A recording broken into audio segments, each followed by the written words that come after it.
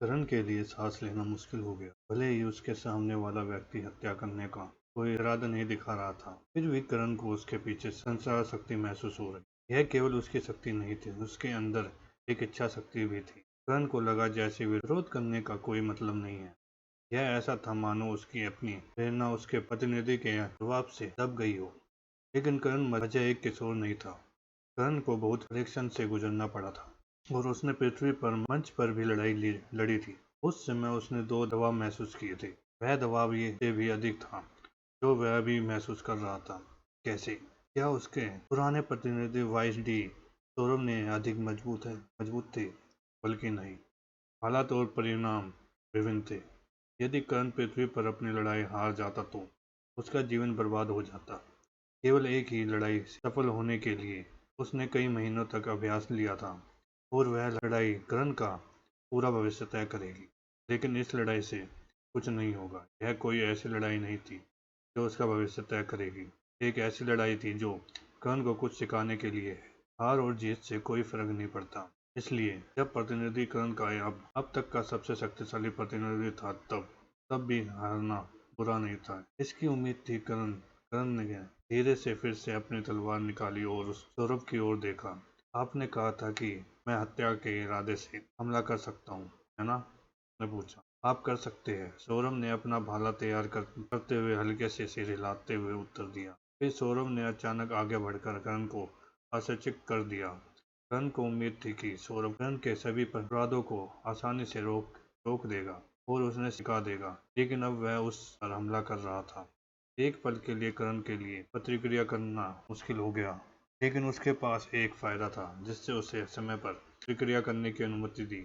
उसका शरीर। सौरभ ने कहा था कि वह खुद को करण से 2 स्तर कमजोर बना देगा और उन्होंने ऐसा किया भी। सौरभ की गति करण के लिए अधिक थी और यही कारण एकमात्र कारण था कि करण समय पर प्रतिक्रिया करने में सक्षम। सौरभ का भाला धीरे सीधे करण के सिर पर जा लगा और करण की दृष्टि में वह और भी बड़ा हो गया। करण ने तेजी से अपनी तलवार ऊपर की ओर चलाई। उसकी योजना अपनी पूरी शक्ति से भाले को एक ओर फेंकने की थी, क्योंकि इस समय उसके पास अधिक शक्तिशाली शरीर था। इसलिए वह हथियार से प्रहार करने के अपने प्रतिनिधि का संतुलन बिगाड़ सकता था। फिर भी करण की तलवार चूक गई। सौरभ केवल मुस्कुराया और उसने अपना भाला थोड़ा पीछे खींचा। तभी करण को एहसास हुआ कि सौरभ ने पहले ही इसकी योजना बना ली थी। सौरभ अनुमति से अधिक शक्ति का उपयोग नहीं कर रहा था। उसने अर्थ में अपने भाले को भी नहीं रोका था। इसकी योजना शुरू से ही बनाई गई थी। अचानक भाले का सिर नीचे की ओर झुक गया। इस प्रक्रिया में भाला झुक गया। उसे उस छोटे से क्षण में करण को एहसास हुआ कि क्या हुआ था। सौरभ ने अपने भाले को एक कोने पर आगे बढ़ाया था, लेकिन इससे पहले कि करण ने इसे रोकने का फैसला किया, सौरभ ने अपने भाले के एक पट को एक तरफ धकेल दिया। भाले का लकड़ी का शाफ्ट बहुत मुड़ा हुआ था। वास्तविक भाले के घूमने से नोक नोक तक पहुंचने में कुछ समय लगेगा। इस समय भाले का बट करण के धड़ की ओर इशारा कर रहा था, जबकि भाले की नोक थोड़ी उस तरफ की ओर इशारा कर रही थी। सौरभ को आगे बढ़ने की जरूरत भी नहीं थी पड़ी। जैसे ही भाला फिर से सीधा हो जाता, मुड़े हुए भाले का तीव्र बल आगे की ओर बढ़ता। भाले का सिर करण के पेट में घुस गया। करण अपने दोनों हाथों से भाले को रोकने में असमर्थ हो गया। हाँ, करण के पास अधिक शक्तिशाली शरीर था और वह निश्चित रूप से तेज भी था, लेकिन उसे अपने प्रतिनिधि द्वारा नहीं बल्कि स्वयं से बाधित किया था। करण अपनी सारी शक्ति का उपयोग करके भाले को किनारे किनारे फेंक कर अपने प्रतिनिधि को स्वस्थ करना चाहता था। उसके कारण करण को अपना संतुलन वापस पाने के लिए अपने प्रतिनिधि की शक्ति से नहीं बल्कि अपनी ही शक्ति से लड़ना पड़ा। करण भाले की नोक को रोक नहीं सका। फिर भी जैसे जैसे उसकी प्रवृत्ति हावी होती गई, करण की आंखें सिकड़ गई।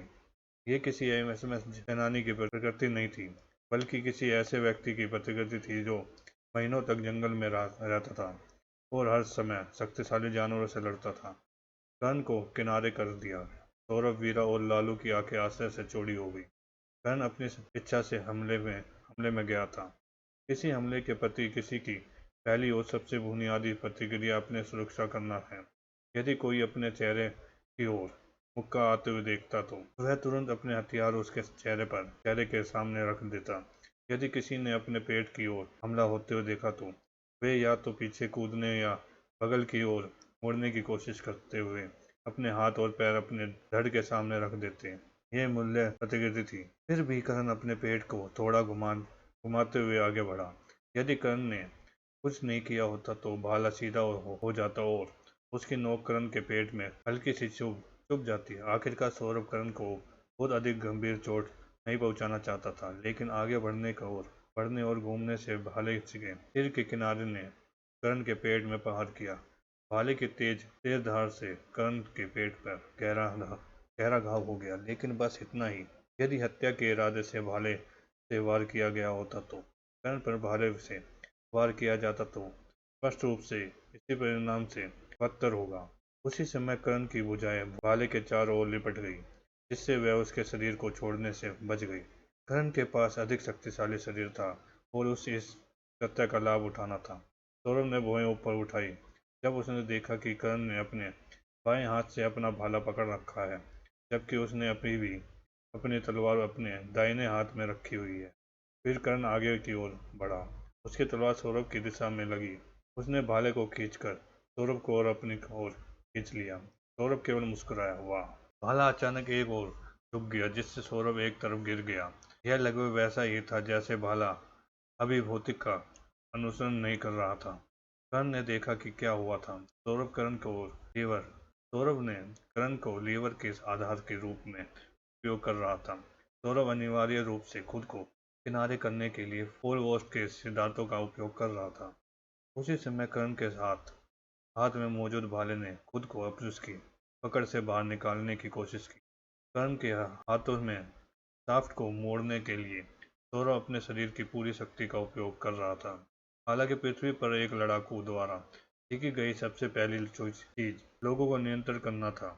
उसके कान करण ने भाले के निकास को रोकने के लिए अपने दाहिने हाथ की कुछ उंगलियों का इस्तेमाल किया। वह भाग जहां उंगलियों किसी चीज के चारों ओर मुड़ी हुई थी, कुछ घुमाने से बाहर निकलना आसान था। कर्ण को यह पता था। यदि कर्ण यह कि वह अपनी तलवार रखते हुए भी अपने दूसरे हाथ से उसी हिस्से को मजबूत कर रहा था। जब सौरभ ने देखा तो उसने प्रशंसा से सिर हिलाया।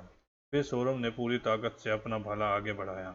कर्ण ने भाले पर अपनी पकड़ मजबूत की और उस पर कब्जा बनाए रखने में कामयाब रहा। फिर भी भाला एक बार कांपा और उसकी तलवार उससे टकराई, जिससे वह कर्ण के हाथ से छूट गई। जैसे कि उसका अपना दिमाग था। तलवार शांत से सौरभ की ओर उड़ गई, जिससे उसे पकड़ लिया। फिर सौरभ ने एक हाथ से अपना भाला रखते हुए दूसरे हाथ में कर्ण की तलवार तान दी। एक पल के लिए कर्ण ने ठंडी आंखों से अपनी तलवार की ओर देखा। वह जानता था कि उसकी अपनी तलवार उसे घायल नहीं कर सकती। यदि कर्ण आगे बढ़ा तो सौरभ तलवार से कर्ण पर वार करने की कोशिश करता, लेकिन यह काम नहीं करेगा।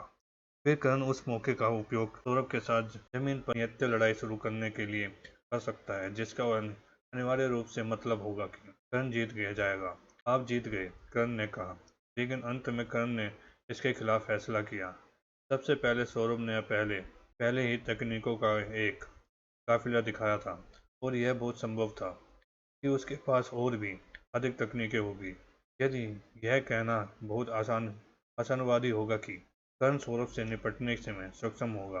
अपेक्ष में कर्ण की जीत पक्की भी नहीं थी। दूसरा, कर्ण को यकीन था कि किसी हथियार के लिए किसी के उपयोगिताओं को नहीं काटने की क्षमता आम नहीं थी। कर्ण को अभी भी निश्चित नहीं था कि अगर अन्य लोगों को उसके हथियार की क्षमताओं के बारे में पता होगा तो वे उसे कैसे समझेंगे। अंत में कर्ण के पास अपने बाएं हाथ की क्षमता भी थी, लेकिन उन्होंने इसे उसी कारण से गुप्त रखा। यदि कर्ण अपनी आत्मविश्वास बता सकता है तो वह इसे प्रकट करने से नहीं डरेगा। हालांकि उसका अपमान खास था, भगवान ने भी इसे खास बनाया था। इसके अलावा यदि कर्ण अपने बाएं हाथ से मन संबंधित कुछ क्षमताओं का उपयोग करता तो सौरभ भी ऐसा ही कर सकता था। कर्ण यह नहीं भूला कि सौरभ ने खुद को जादूगर योद्धा कहा था, और अब तक कि सौरभ ने कोई जादुई क्षमता प्रकट नहीं की थी। तलवार वापस कर्ण की ओर फेंकते समय सौरभ ने केवल मुस्कुराया। अच्छी लड़ाई हुई है करण, धन्यवाद, करण ने सौरभ की ओर उत्तर दिया। जब सौरभ ने करण की बातें सुनी तो उसने सराहना से सिर हिलाया। क्यों? क्योंकि वह बहुत से बच्चे बहुत घमंडी या प्रेरित दिखने की कोशिश करते हैं। वे भौहें चढ़ाकर घोषणा करते हैं कि उन्हें दुख है कि वे जीत नहीं पाए या ऐसा ही कुछ। हालांकि यह उन्हें प्रिय या प्रेरित नहीं बल्कि बेवकूफ़ बनाता है। यदि कभी भी ऐसी लड़ाई नहीं थी जहाँ जीत पक्की हो, अगर वे कहते हैं कि उन्हें हारना ठीक नहीं है तो यह उसका बचकानापन ही दर्शाता है। इससे पता चलेगा कि वे जीतने योग्य लड़ाई और न ही जीतने वाली लड़ाई में अंतर करने में सक्षम नहीं थे। यदि कोई वास्तव में ऐसा सोचता है तो संभावना अधिक है कि वह एक ऐसी लड़ाई शुरू करेगा कि जिससे वह जीत नहीं सकता है और वह जल्दी मर जाएगा। अगर किसी ने ऐसा नहीं सोचा लेकिन बिना परवाह किए ऐसा कहा तो वह केवल लोगों को खुश करने वाला होगा। जब कोई व्यक्ति सबसे श्रेष्ठ और हो तो उसे स्वीकार करना सबसे महत्वपूर्ण नियमों से एक था जिसे एक योद्धा को सीखना होता है। यह जीवित रहने के लिए एक आवश्यकता कौशल है। अरे सौरभ, क्या आप बच्चे को वास्तव में अपना कौशल दिखाने देंगे? लालू ने अपनी कुर्सी से कहा। यह पूरी लड़ाई से हमें उसका तलवार कौशल दिखाने के लिए था। अपने सिर के पिछले हिस्से को खुजलाते हुए सौरभ ने केवल अजीब तरह से मुस्कुराया। क्षमा करें, मैं बस उसे दिखाना चाहता था कि जब कोई अचानक कहीं से भी हमला करता है तो यह कितना कष्टप्रद हो जाता है। वैसे भी सौरभ ने करण की ओर देखते हुए कहा कि उसी समय उसका भाला गायब हो गया और उसने अपनी भुजाएं उठा ली। चलो तुम्हारे तलवार कौशल को देखते हैं। मैं जवाबी कार्रवाई नहीं करूंगा, लेकिन मैं रोकूंगा और बच जाऊंगा। बस मेरी बाहों को ढाल के रूप में समझो। तुम्हें चिंता करने की जरूरत नहीं है। मन का उपयोग करने से मेरा शरीर इतना कठोर हो जाता है कि तुम नहीं कर सकते इसे नुकसान पहुंचाओ। कर्ण ने अपनी तलवार तैयार करते हुए सिर हिलाया। उसी समय अन्य तीनों ने कर्ण के पेट पर नजर डाली। कर्ण के पेट पर अभी भी एक घाव था, लेकिन वह जल्दी ही ठीक हो गया। इससे शिक्षकों को दो बातें पता चली। सबसे पहले कर्ण ने ऐसा व्यवहार किया जैसे उसे अपनी चोट के बारे में पता ही नहीं चला, जिससे उसके दावों को और भी अधिक विनिश्चितता मिल गई कि वह अपने शरीर को कैसे परीक्षण कर रहा है। दूसरा, कर्ण की चोट पहले से ही खत्म हो चुक रही थी। इस योद्धा का शरीर कैसा था? इस संसार में योद्धा के शरीर को हानि के रूप में देखा जाता था। अंतरिक्ष में एक योद्धा का शरीर होने का मतलब है कि कोई व्यक्ति संचित रूप से मन को अपने दिमाग की ओर धकेलने में सक्षम नहीं है। मन को अपनी आत्मा की ओर संचित रूप से धकेलने के लिए तरीके के बिना कोई भी जादूगर बनने में सक्षम नहीं था। बेशक ऐसी दुनिया में जहाँ जादू ही सच्ची शक्ति का एकमात्र रास्ता था। यह एक बुरी बात थी। एक योद्धा के शरीर के साथ जादू का अभ्यास करना पूरी तरह से असंभव नहीं था, लेकिन मूल रूप से इसका कोई मतलब नहीं था, क्योंकि मजबूत शरीर के निष्ठुर मन विकिरण से ही मन अधिक शक्तिशाली बनेगा। सक्षम में इसका मतलब यह था कि किसी के शरीर को मजबूत करने की शक्ति में उसके दिमाग से काफी आगे निकलना। जादूगरों ने अपने मन को उसके दिमाग से धकेल कर परीक्षित किया। शुरुआत में जादूगर तब तक सामान्य शरीर बनाए रखते थे जब तक कि वे निपुण नहीं बन जाते। जब वे निपुण बन गए तो उनके दिमाग की शक्ति धीरे धीरे उसके शरीर को मजबूत कर देगी। इसका मतलब यह था कि एक अर्ली कैंडिडेट के पास एक अर्ली सोल्जर स्टेज योद्धा के बराबर शरीर होगा। वह संपूर्ण क्षेत्र निचला था। वैसे कोई भी एक ही समय में दो की परीक्षित कर सकता था, लेकिन ताकत में मामूली बुद्धि के लिए संसाधनों की दुगनी खपत होगी और समय भी दुगना होगा। योद्धा के शरीर वाले किसी व्यक्ति को विपरीत तरीके से परीक्षण के लिए मजबूत किया जाएगा। यदि वे जादूगर बनना चाहते हैं तो उन्हें जादू सीखना शुरू करने से पहले सामान्य चरणों में एक योद्धा बनना होगा। जब योद्धा पहले से ही दूसरे दायरे में पहुंच चुके हैं तो वे एक शुरुआती परीक्षण के सामान्य स्तर पर जादू करने सीख सकते हैं। अंतरिक्ष में इसका कोई मतलब नहीं था। एक योद्धा के शरीर वाले किसी व्यक्ति को अनिवार्य रूप से एक योद्धा के मार्ग में मजबूर किया गया है। हालांकि एक योद्धा का शरीर होना केवल एक बुरी बात नहीं थी। एक योद्धा के शरीर के बारे में अच्छी बात यह थी कि वह अपने अधिकार मन को शरीर में से ही संग्रहित रखता था, मन में नहीं। इससे योद्धा के शरीर वाले व्यक्ति को पुनर्जन्म की तीव्र गति प्राप्त हुई। एक योद्धा का शरीर कितने लोगों के पास था। एकेडमी में लगभग 2% छात्र हैं। यह एकेडमी के बाहर थोड़ा अधिक सामान्य था, क्योंकि बहुत से किसान थे, क्योंकि वे जादू का अभ्यास नहीं कर सकते थे। लेकिन निश्चित रूप से एकेडमी अभी भी उन छात्रों को प्राथमिकता देती है जिनके पास एक योद्धा का शरीर है। आखिरकार यह योद्धाओं के लिए एक एकेडमी थी। जब दरअसल कर्ण की चोट पर ध्यान दे रहे थे, कर्ण ने सौरभ पर लगातार हमला करना शुरू कर दिया। कर्ण ने आगे बढ़कर तेजी से एक स्लैश मारा, जिससे सौरभ की बाहें से रोक दिया टकराव। कर्ण ने अधिक से अधिक बार हमला किया, क्योंकि सौरभ ने कर्ण को अपने पैर की उंगलियों पर रखने के लिए कमरे में के चारों ओर छलांग लगा दी। सौरभ कुर्सियों के पीछे और अन्य फर्नीचरों पर भी कूद रहा था। कर्ण जाहिर तौर पर हर बार उसके पीछे कूदता था, साथ ही अपने लाभ के लिए पर्यावरण का उपयोग करता था।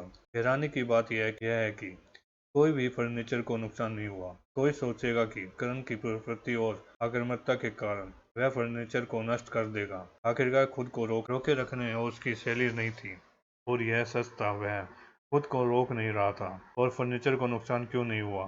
नियंत्रण। एक अच्छे योद्धा को यह महसूस करना होता है कि कब उसने अपना आक्रमण रोकना है और अनुकूल करना है। यदि शत्रु बचकर न भागे तो एक अच्छा योद्धा आसपास हमला नहीं करेगा, उसके हमले में दुश्मन पर भारी पड़ेगा।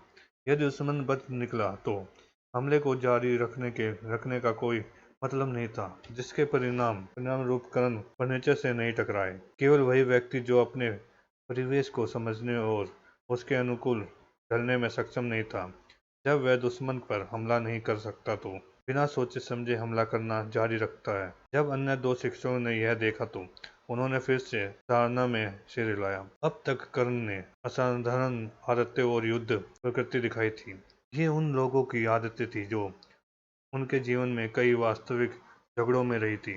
हालांकि उन्होंने कर्ण की लड़ाई की शैली में कुछ स्पष्ट खामियां भी देखी, जिससे पता चला कि कर्ण ने पहले वास्तव में मनुष्यों से लड़ाई नहीं की थी, और वह पहले वास्तव में अजागंग लड़ाई में नहीं था। उन्हें संदेह था कि कर्ण ने पहले केवल एक दर्द में जानवर पर लड़ाई की थी।